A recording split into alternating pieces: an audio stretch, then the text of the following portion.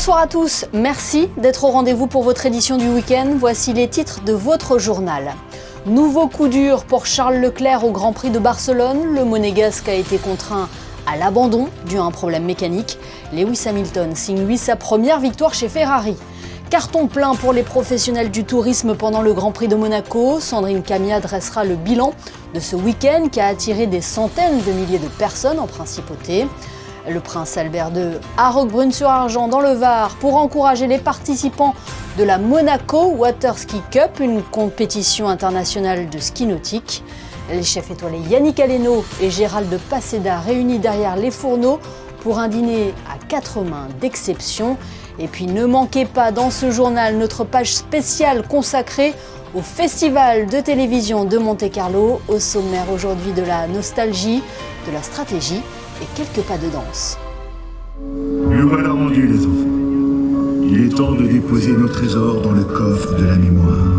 L'histoire des Grimaldi sur la façade du palais princier, des images fabuleuses tournées samedi soir sur le Rocher. À l'occasion de la 7e rencontre des sites historiques Grimaldi de Monaco, un spectacle son et lumière a été projeté sur la façade du palais princier. Cette projection impressionnante a raconté les liens historiques entre les Grimaldi et les anciens fiefs invités cette année. Les spectateurs ont pu admirer une mise en scène haute en couleurs où les tiroirs de la mémoire se sont ouverts pour raconter l'histoire des souverains de Monaco. Le sort s'acharne sur Charles Leclerc au Grand Prix de Barcelone. Le Monégasque a été contraint à l'abandon à seulement 3 tours de l'arrivée. Victime d'un problème de direction assistée, il a dû rentrer au stand définitivement pour assister à la victoire de son coéquipier, Lewis Hamilton. 106e victoire en Formule 1 pour le Britannique, sa première avec Ferrari. George Russell et Lando Norris complètent le podium. Et pendant ce temps-là, de son côté, Monaco démonte les tribunes de son Grand Prix. Il y a une semaine, la principauté vibrait au rythme des monoplaces, attirant des centaines de milliers de personnes. Pour les professionnels du tourisme, c'est un carton plein avec un taux d'occupation proche des 100% sur les 4 jours. Cet événement phare du calendrier monégasque confirme ainsi son pouvoir d'attraction, avec des retombées économiques et médiatiques importantes pour le pays.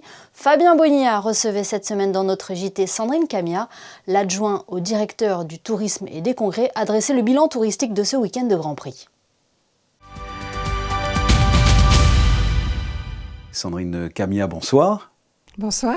Nous en avons parlé dans le journal de lundi avec le président de l'Union des commerçants et artisans de Monaco. Le bilan pour les commerçants était plutôt positif. J'aimerais avoir le point de vue de la DTC, notamment au niveau des hôteliers. Est-ce que ça a été un bon cru, ce Grand Prix 2026 ? Alors oui, je suis contente de confirmer que ça a été un excellent Grand Prix pour nos partenaires hôteliers. On a atteint sur les 4 jours un taux d'occupation de l'ordre de 98%, donc autant dire presque un complet, avec un prix moyen qui a dépassé les 3 400 € pour la grande hôtellerie monégasque, en progression de 14%. Donc on peut vraiment dire que c'est une excellente édition 2026 pour la destination. Il y a un podium ou un top 5 des nationalités ? Oui, il y a un podium aussi pour les nationalités. Alors, sur la plus haute marche, ce sont les Américains avec plus de 30% de part de marché, suivis par les Français et les Anglais qui représentent à peu près 23% chacun. Et puis, au pied du podium, les Italiens avec à peu près 10% de part de marché. D'accord. Au niveau du portefeuille, vous avez parlé de l'hôtellerie qui était remplie à 98%. Mais qui sont les personnes présentes pendant le Grand Prix et est-ce qu'elles dépensent ? Alors, il y a plusieurs profils. Il y a déjà les professionnels qui doivent travailler sur la compétition sportive. Donc, on accueille bien évidemment les écuries. Après, il y a quand même beaucoup de journalistes. Et puis, il y a tous les sponsors de ces écuries qui invitent des clients. Et puis après, vous avez des passionnés qui viennent bien sûr voir la course. Tous ces gens dépensent, que ce soit dans les hôtels, dans les restaurants, dans les bars. La principauté offre un panel d'événements très important autour de cette compétition. Et les gens viennent aussi pour voir la course et fêter à côté de ça cette compétition sportive qui reste la plus grande course, l'une des plus grandes courses automobiles du circuit. Oui, vous avez parlé là juste à l'instant de sponsors. C'est vrai que c'est une magnifique vitrine, Monaco, pour les sponsors, pour les partenaires, pour les publicitaires, j'imagine. C'est définitivement un accélérateur de visibilité et c'est très important pour une destination parce que ça nous offre en fait une visibilité mondiale, amplifiée par les réseaux sociaux, amplifiée par la présence de personnalités internationales, amplifiée par ces marques, ces grandes maisons de luxe qui s'associent à la compétition ou qui sont présentes à Monaco pour permettre à leurs clients de voir l'épreuve automobile. Je pense bien évidemment aux partenaires de Formula One, mais aussi aux grandes compagnies de croisière qui étaient présentes dans la baie. Chacun développe énormément de communication à l'occasion du Grand Prix au travers de ses propres plateformes et ça crée une visibilité mondiale pour la destination. Oui, Monaco est le centre du monde ce jour-là. Quel est le rôle de la direction du tourisme et des congrès dans l'organisation de ce Grand Prix ? J'imagine que vous êtes actif. Alors on est actif, bien sûr, on suit de près la préparation en coordination avec les différentes entités du gouvernement qui sont impliquées.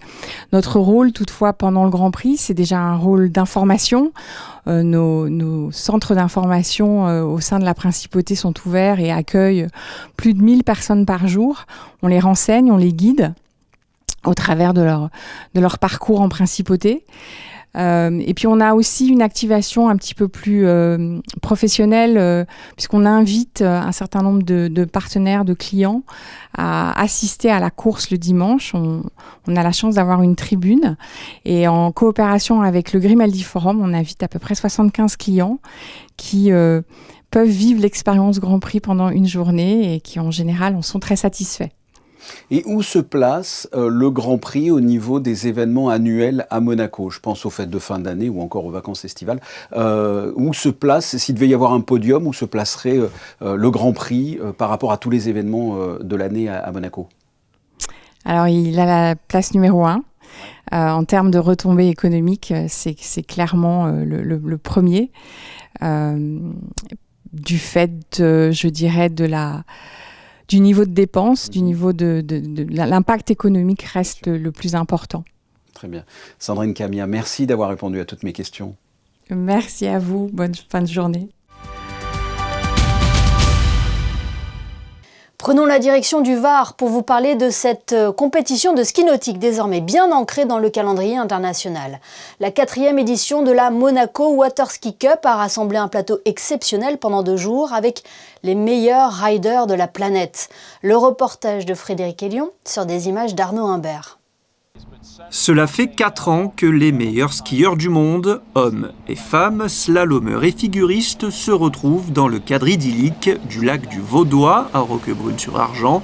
Vendredi et samedi, l'élite du ski nautique mondial était réunie pour la 4e édition de la Monaco Water Ski Cup avec un plateau exceptionnel de 45 pros. La volonté première, c'était vraiment d'amener le plus grand show de ski nautique possible, donc d'avoir les meilleurs du monde. Ils répondent présents depuis 4 ans, ce qui est génial, on en est très fiers et très reconnaissants. Mais aussi de lancer les jeunes du club. On en a certains, je pense à Benjamin Soucy ou Émile Momy qui skie en amateur mais à qui on donne sa chance de skier à côté des grands. Je crois qu'on a le plus gros plateau femmes jamais eu en Europe. On a près de 20 femmes inscrites. Et je parle vraiment du top classement mondial. Sous le regard du prince Albert II, venu assister au final samedi, les riders se sont affrontés sur plusieurs disciplines, les tricks ou figures, où l'objectif est de placer un maximum de flips et de rotation sur un run de 20 secondes, mais surtout sur la discipline phare, le slalom. En slalom, c'est très simple. Le bateau va à 55 km/h pour les femmes, 58 pour les hommes. Ils partent à la corde qu'ils veulent à partir de 14 mètres pour les femmes, 13 mètres pour les hommes. Et à partir de là, le but du jeu, c'est de tourner les 6 bouées et raccourcir la corde. Celui qui va gagner, c'est celui qui va tourner le plus de bouées à la corde la plus courte.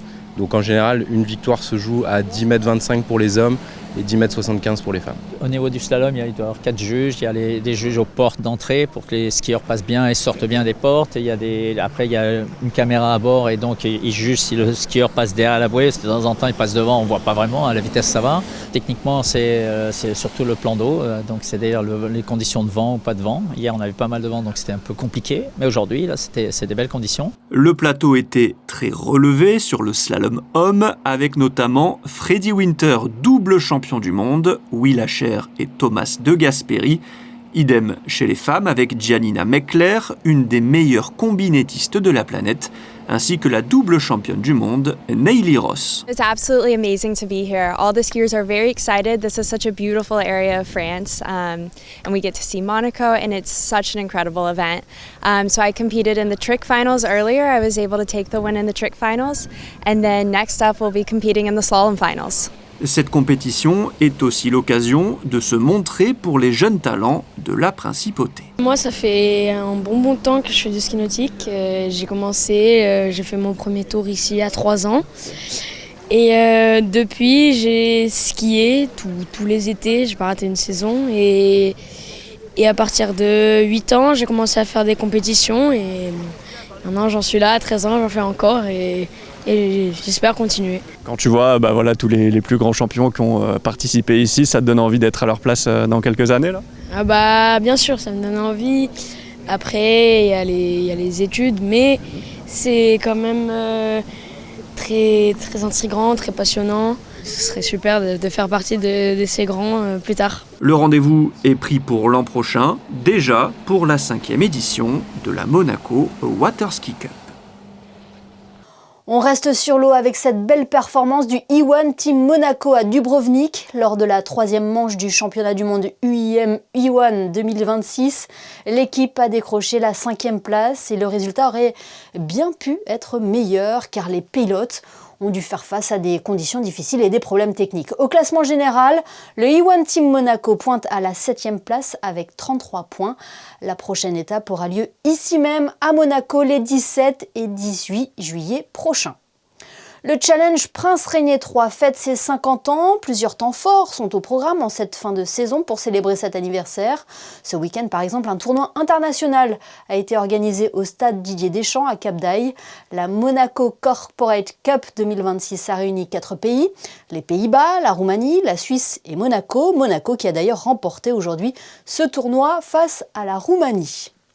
Le reportage qui va suivre va éveiller vos papilles. Chaque année, le Festival des Étoilés Monte-Carlo offre des dîners d'exception réunissant les chefs étoilés des établissements de la Société des Bains de Mer et de grands noms de la gastronomie. Hier, c'était au tour de Yannick Aleno de partager les fourneaux du pavillon Monte-Carlo avec un 3 étoiles au guide Michelin, le chef Gérald Paseda. Une rencontre placée sous le signe de la Méditerranée. Les détails de Léa Dutrouille et Lionel Bernardi. À quelques heures du service, les brigades s'activent sous le regard attentif de 2 figures majeures de la gastronomie française, Yannick Aleno et Gérald Paseda. Les 2 chefs ont imaginé un dîner à 4 mains où Monaco rencontre Marseille à travers une même inspiration, la Méditerranée. Gérald est le jardinier de notre belle-mère. Ce qui rapproche nos deux, c'est l'amour du travail bien fait. Et ici, je crois qu'évidemment, Gérald a été très inspirant pour toute une génération de chefs et je crois qu'aujourd'hui il y a un petit peu de Gérald dans ce que je fais au sens où ma cuisine se teinte d'azur et c'est aussi grâce aux échanges que j'ai pu avoir avec Gérald. Une 50aine de couverts ont été dressés pour l'occasion avec à la carte un menu tout à fait spécial. Il est axé sur la Méditerranée, forcément sur certains poissons oubliés, notamment ce soir nous commençons aussi donc par ce fameux bouillon qui est bleu abyssal. Et ensuite nous avons une caravane des poissons du sud, en caravane nordique. Ce sont plein de petits poissons du sud comme ça, que l'on propose de façon maturée, séchée et frais aussi, et qui sont comme ça compressés d'une manière à retrouver un goût nordique, une progression vers le fumé qui est spécifique au nord. Et ensuite, j'ai travaillé aussi la langouste qui est en pleine saison de Méditerranée. La langouste de Méditerranée agrémentée d'une fraîcheur de fenouil. Et quand on demande aux chefs quels ingrédients ils emporteraient sur une île déserte, la réponse est unanime. Je prendrais une belle huile d'olive. Le produit méditerranéen par excellence, c'est l'huile d'olive, je crois. C'est celle qui fait le cheminement de la Méditerranée. Hormis la tomate, le basilic forcément, mais l'huile d'olive est prépondérante dans ce que j'adore. Le festival s'achèvera par son traditionnel gala le 14 novembre prochain, autour d'un prestigieux dîner à l'Hôtel de Paris, qui mettra à l'honneur le savoir-faire et toute la créativité des chefs et de leurs équipes. Place à présent à votre page spéciale consacrée au 65e Festival de télévision de Monte-Carlo. Chaque soir, Sarah Inquari et Théo Schumer reviennent sur les temps forts de cet événement. Et aujourd'hui au programme, un petit coup de nostalgie, un brin de stratégie et quelques pas de danse.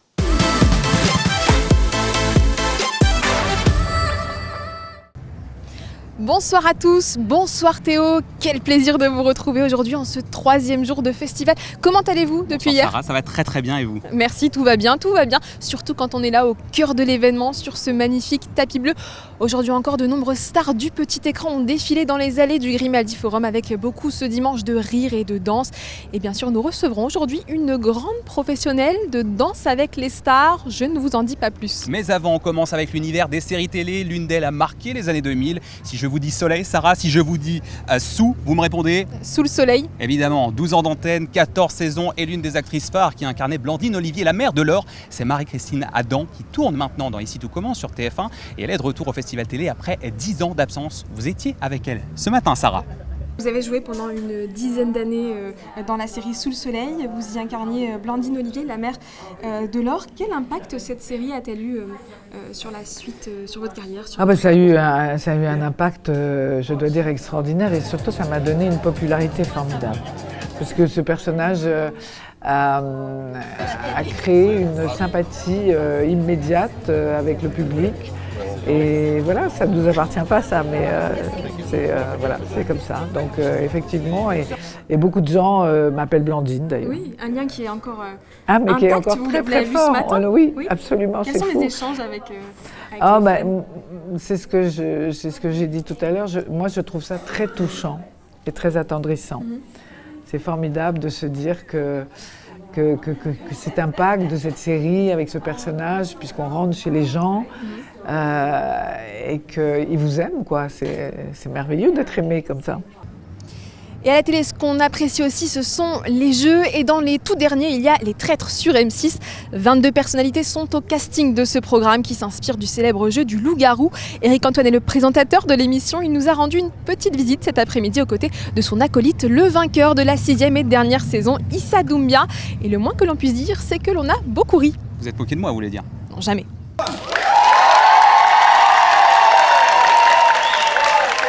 Vous avez vu, vous êtes présentateur de l'émission, Éric Antoine. Ouais, ah bon ? Et donc, vous avez vu les joueurs... Pas parce que je viens de me couper les cheveux, c'est pour ça qu'il ne me reconnaît pas. Oui, c'est pour ça que j'avais du mal en vous voyant arriver. Ouais. Vous avez vu les joueurs mentir, vous avez vu se trahir, vous avez vu toutes les situations possibles et imaginables. Ça doit être un petit peu psychologique pour vous aussi, non ? C'est-à-dire, ça doit être... ça doit être stressant, ça doit être... jouissif. Oui. Alors, je dois vous dire une chose. C'est un jeu que j'adore animer, justement pour sa partie psychologique, parce que j'ai une passion pour ça. Ma mère était psy, je suis passionné par Jung, par Freud, par Lacan, par Piaget, par tout un tas d'auteurs qui ont travaillé sur la psyché humaine. Et c'est un moment où je découvre et j'extrais les cerveaux, les émotions de mes candidats. Et je t'avoue que je trouve ça extrêmement pédagogique et intéressant, parce que je vois aussi tous les biais cognitifs des uns et des autres, et je trouve ça assez chouette. C'est juste le mot jouissif qu'il voulait dire. Voilà. Parce que tous les soirs, il remet en replay dans sa chambre les moments où nous, on pleure. Vous en jouez, vous êtes sadique en fait. C'est le rôle d'une personne qui prend joie au malheur de l'autre. En tout cas, votre public apprécie beaucoup votre travail, puisque vous l'avez rencontré ce matin ici au Grimaldi Forum lors d'un behind the scene. Et on leur a posé la question, on leur a demandé ce qu'ils préféraient, en tout cas dans le programme des Traîtres. Je propose qu'on les écoute. Moi, ce que j'aime, c'est que vraiment, c'est chacun pour soi, quoi, déjà. Et puis, ils aiment bien se tirer dans les pattes, quoi. C'est intéressant, on essaye de se mettre un peu dans le personnage et de les trouver. Au début, c'était intéressant avec le nouveau traître, parce que nous aussi, on n'était pas au courant, du coup, on s'est mis un peu à la place d'Issa. Et c'est un peu une sorte d'enquête, quoi. C'est un programme que j'adore et ça change des programmes de d'habitude et c'est très captivant. Et puis de voir toutes ces stars, alors entre les traîtres, à se chercher, il y a de l'émotion, il y a de la colère, il y a plein de choses qui se passent et c'est génial. Puis alors Éric Antoine, il a un rôle de ouf dedans aussi, donc c'est génial. Voilà. C'est très chouette de découvrir.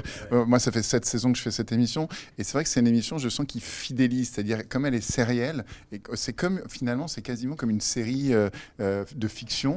Et on voit que chaque saison, les gens ont envie de découvrir quelles vont être les nouveautés, qui vont être les candidats, comment ça va se passer. Et là, on a passé la bande-annonce de la prochaine saison. On a senti une envie, une appétence pour cette nouvelle saison très, très forte. Donc ça me rend très heureux. Voilà, moment très sympathique avec les deux humoristes, Sarah. Enfin, c'est pas tout. Ouais, comment ça? Je pense qu'il vous a un petit peu abandonné, non, à la fin? On leur montre ça? Allez. Ce serait drôle une saison où il n'y a pas de traître. Les mecs galèrent tout le temps. Alors, ce ne sera plus le même programme, je pense, messieurs.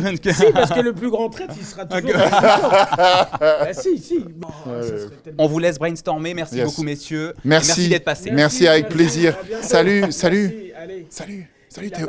C'est lui qui reste, nous oui, on s'en va. C'est ça, parce que normalement c'est pas notre émission. Non, mais c'est Théo qui doit être là, nous on doit s'en aller. Okay. Théo. Oui, pardon, excusez-moi, j'ai voilà, pas tout fait attention. Non, moi je voulais aller avec vous. Moi, tu vas pas avec nous, nous on s'en va. D'accord. Tu vas interviewer d'autres personnes, d'accord? Nous on va faire d'autres interviews. Merci d'être passé alors. Salut Théo. Au revoir, merci beaucoup. Complètement. Faites attention, vous allez tomber.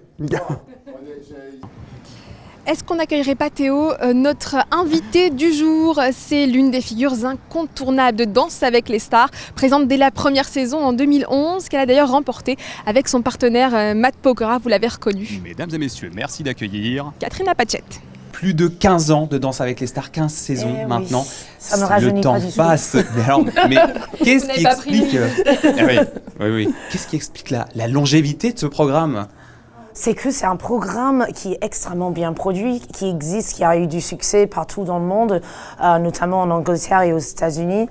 Et puis la production en France, ils font vraiment un boulot extraordinaire. Ça fait du bien de voir la danse à la télévision. C'est une des seules émissions où on voit autant de la danse et surtout notamment la danse de salon. Oui, à l'origine, c'était pas quelque chose de populaire, la danse de salon. Ça a permis aussi de démocratiser cette danse-là. Justement, la danse de salon était considérée comme quelque chose d'un peu vieillot, un peu démodé, un peu mamie et papy qui font de la valse au mariage. Et puis grâce à Danse avec les stars, justement, avec les choix de musique, on a réussi à moderniser la danse de salon. Donc quand on a des adolescents qui voient Matt Pokora au Scheim prendre du plaisir à faire de la danse de salon, ils disent peut-être c'est pas si nul que ça. C'est cool en fait. Vous parlez de Matt Pokora et à juste titre, puisque vous étiez justement la première à soulever le trophée avec lui en 2011 à l'ouverture de Danse avec les stars. En mars 2011, c'est tellement derrière nous maintenant, mais j'en garde un souvenir absolument exceptionnel parce que de faire partie de l'histoire de cette émission, de faire partie des murs, et puis c'est mythique, c'est Matt Pokora quoi. Donc il a vraiment marqué l'histoire aussi de l'émission. On a eu de la chance de recréer des danses ensemble depuis, notamment même cette année pour les 15 ans de Danse avec les stars, pour l'anniversaire des 15 ans. Donc c'est vrai que je garde un très très très bon souvenir. Et alors quelques bruits de couloir nous laissent entendre que vous pensez à rejoindre peut-être la prochaine saison de la Star Academy. Alors c'est quand même fou ça. J'ai dû le dire une fois dans une interview que c'est quelque chose en effet qui me plairait parce que j'adore la télévision. J'aimerais bien avoir un autre rôle à la télévision que danseuse et chorégraphe. Et puis le fait de donner mon savoir-faire et de juger, c'est quelque chose que j'aimerais faire. Mais pour l'instant, non, on ne m'a pas appelé. Donc mais on n'est pas à l'abri, on ne sait jamais. On sait jamais. Ça peut être une très très bonne idée. Mais c'est quelque chose qui me plairait beaucoup, en tout cas, oui. Bien, merci beaucoup, Katrina Patchett, d'avoir partagé ces moments avec nous. Et peut-être juste avant de partir. Oui, peut-être quelque chose à vous demander parce que moi je danse un petit peu. Okay. J'ai du mal à faire danser Théo, mais peut-être que vous allez y arriver. Vous allez faire un petit pas de danse ensemble. Voilà, quelques pas de. Un petit pas de salsa. Un petit pas de salsa, voilà, très bien, parfait. Oui, c'est facile. C'est facile. Allez, on va essayer. Allez, donc tu vas me tenir comme ça, le main dans le dos, hop, et tu vas avancer avec ton pied gauche. devant, derrière, côté. Maintenant, change de pied, derrière, devant, côté. Et 1, 2, 3, 5, 6, 7. J'ai du mal à coordonner. Okay. Faut ramener le pied à chaque fois. Ramène et change. Et avance et recule. Voilà, bravo. Voilà, il a une bonne prof, c'est pour ça. Et ta. Maintenant, vous allez vous entraîner ensemble. Et tac, tac, tac. Yes. Ah, c'est pas mal. Sarah, c'est Ah, j'avoue. Oh! Bon, on s'en sort pas mal. Pas mal du tout, je trouve. Allez, c'est maintenant l'heure de se quitter. Attendez Théo, laissez-moi avant de refermer cette page spéciale, vous souhaiter un très joyeux anniversaire. Merci, Oui, j'ai pas Sarah. oublié. Merci beaucoup, c'est hyper gentil, merci beaucoup. Bon, avant que je rougisse, merci à vous surtout, merci de nous avoir suivis. On se donne rendez-vous demain, encore un chouette programme avec entre autres, ça va vous plaire Sarah, des acteurs américains. À demain Sarah. À demain. Merci, c'est à vous Émilie. Merci Sarah, merci Théo. On vous retrouve donc demain pour de nouvelles aventures au Festival de télévision de Monte-Carlo. Ce journal est à présent terminé. Merci de nous avoir suivis. Avant de nous quitter, sachez qu'un nouvel épisode de Monaco Info, le podcast, est en ligne. Patrick Pourbet, directeur général de MCS Cruise et Explora Journeys, s'est confié au micro de Geneviève Berti. Il est désormais disponible sur toutes les bonnes plateformes d'écoute. À suivre, les prévisions météo de Léa Dutrouille. Demain, retrouvez Patricia Navarro pour votre JT. Passez une excellente soirée sur Monaco Info.